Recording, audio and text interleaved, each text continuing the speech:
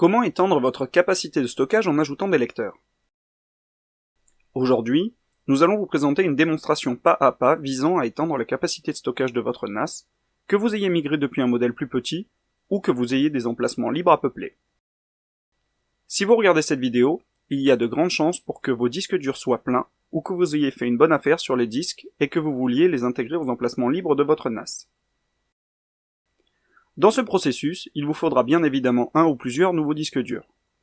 S'ils ont déjà été utilisés, assurez-vous que les données qu'ils contiennent ont été sauvegardées ailleurs, car elles vont être perdues dans le formatage du disque qui le videra intégralement.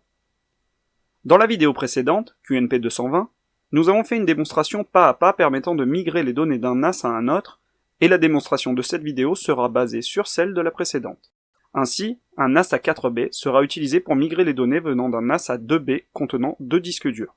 Notez que si vous avez migré depuis un NAS et que vous désirez seulement étendre votre capacité de stockage en ajoutant des lecteurs, si votre RAID était configuré en RAID 5, vous n'avez pas à réaliser de processus de migration.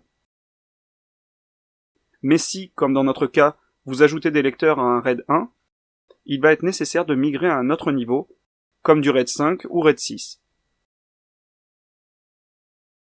Gardez aussi à l'esprit que si votre NAS était précédemment configuré en RAID 0, RAID 10, Single ou JBOD, cette configuration ne supporte pas l'extension de capacité de stockage. Dans notre exemple, un NAS à 4B a déjà 2 lecteurs venant de la migration d'un ancien NAS, et nous allions y ajouter un SSD qui va permettre d'étendre la capacité de stockage totale via l'interface utilisateur QTS.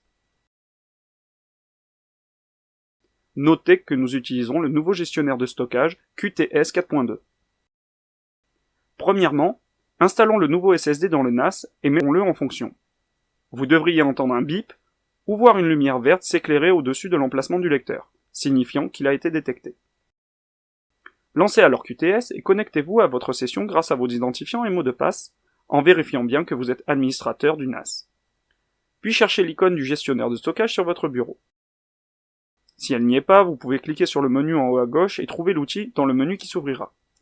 Vous verrez alors apparaître le gestionnaire de stockage global du NAS sur lequel nous trouverons 4 emplacements, dont 2 sont verts, ce qui signifie qu'il détecte un groupe RAID, qui est celui qui a été migré depuis un précédent NAS à 2B, et vous verrez à la suite que le 3e est gris, ce qui signifie qu'il est détecté, mais qu'il ne fait pas partie du groupe RAID et qu'il va donc falloir le configurer pour l'y intégrer.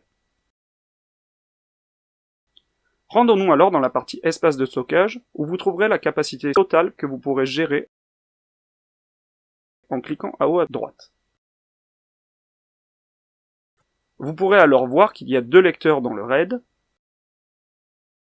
pourrez voir quel type de RAID est utilisé, et ce qu'il va falloir faire est étendre le stockage en ajoutant un nouveau disque. Sélectionnez le groupe RAID, faites suivant, ajoutez le nouveau disque, ici un SSD SanDisk, faites de nouveau suivant, et à la suite, si tout se passe bien, vous pourrez étendre le stockage. Ainsi, ces étapes vous permettent d'étendre rapidement le stockage, et il vous reste à appuyer sur OK pour appliquer le tout. Vous pourrez alors voir votre capacité de stockage globale, composée de 3 lecteurs en RAID 5, et il vous est possible de renouveler l'opération si vous désirez ajouter un autre lecteur.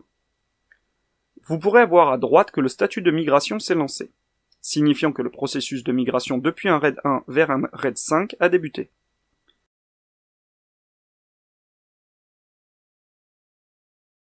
Vérifiez alors que les 3 lecteurs sont verts dans le gestionnaire et tout est réglé.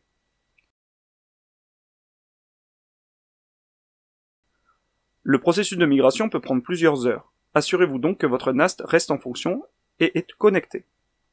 Vérifiez son état après quelques heures ou le lendemain, et votre NAS pourra fonctionner normalement durant la migration, le processus ne gênant en rien son fonctionnement habituel.